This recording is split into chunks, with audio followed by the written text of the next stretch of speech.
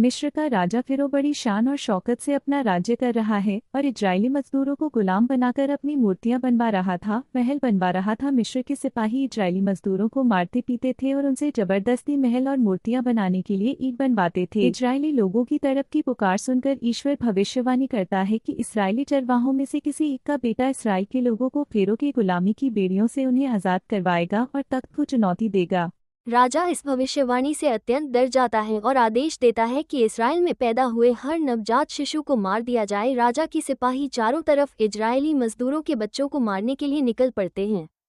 एक इजरायली चरवाहा औरत अपने बच्चों को छुपते छुपाते टोकरी में रखकर नदी में बहा देती है और उसकी बेटी से बोलती है कि उसे पर नजर रखे। वो टोकरी फेरो की बेटी को मिल जाती और वह उसे गोद ले ली थी। बच्चा सुरक्षित हाथों में देखकर वो लड़की वापस चली जाती है।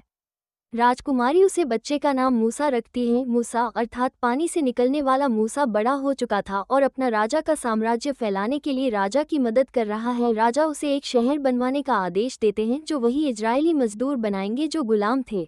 राजा की सिपाही उन मजदूरों से मारपीट कर काम करवाते थे। मूसा से ये देखा नहीं जाता। एक दिन एक सिपाही एक मजदूर को पीट रहा था जो मूसा नहीं देख पाया और उसे सिपाही को वही मार डाला। ये सब देखकर इजराइल के लोगों ने मूसा को अपना मसीहा मान लिया।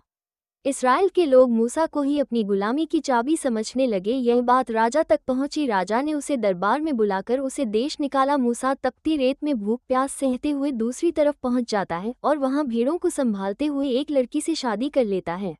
एक दिन मूसा सिनाई नाम की पहाड़ी पर जाता है जहां पर उसे एक जलती हुई झाड़ी दिखती दी। झाड़ी से आवाज आती है कि मूसा अपने पांव से चप्पल निकाल दो, यह एक पाक जमीन है। यह आवाज परमेश्वर की होती है। ईश्वर मूसा को शक्तियां प्रदान करते हैं और आदेश देते हैं कि इस्राएल जाओ और अपने गुलाम भाइयों को आज़ाद करो। मूसा अपने भाई को लेकर मिस्र पहुंच जाता है और फिरौन के दरबार में अपने भाइयों को आज़ाद करने के लिए बोलता है। फिरौन इसराइलियों को आज़ाद करने से मना कर दे। मूसा राजा के सामने अपनी शक्तियों का प्रदर्शन करते हुए अपनी छड़ी जमीन पर फेंक देता है। वो छड़ी एक बड़े सांप में बदल जाती है। फिरौन के जादूगर भी अपनी छड़ी जमीन पर फेंक देते हैं जिससे वो छड़ियां भी सांप बन जाती हैं, परंतु मूसा का सांप उन सांपों को निगल जाता।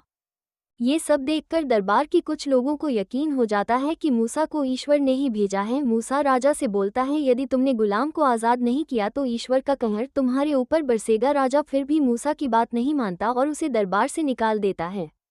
अब ईश्वर मिस्र पर 10 विपत्तियां भेजते हैं। 1, नील नदी और सभी जल स्रोतों का पानी खून में बदल जाता है। 2, मिस्र की भूमि पर हर जगह मेघ छा जाते हैं। 3, धूल से मक्खियों और मच्छर पैदा होकर हर जगह छा जाते हैं। 4, जमीन से कीड़े निकलने लगते हैं। 5, जानवरों में महामारी फैल जाती है। 6, जनता को और जानवरों को फोड़ निकल आते हैं। 7, 3 दिन तक भयंकर बारिश और ओले पड़ते हैं। 8, टिड्डी का दल सारी फसल का जाती है। 9, 3 दिन तक मिस्र में घना अंधेरा रहता है। 10, इजराइल में जन्मे हर पहले बच्चे की मृत्यु। अपने ही बच्चे की मृत्यु से राजा आहत हो जाता है और इजराइल के गुलाम लोगों को आज़ाद कर देता है और उन्हें अपने देश से निकाल देता है। सभी इजरायली मिस्र छोड़कर इजराइल की तरफ बढ़ते हैं, परंतु राजा का मन फिर से बदल गया।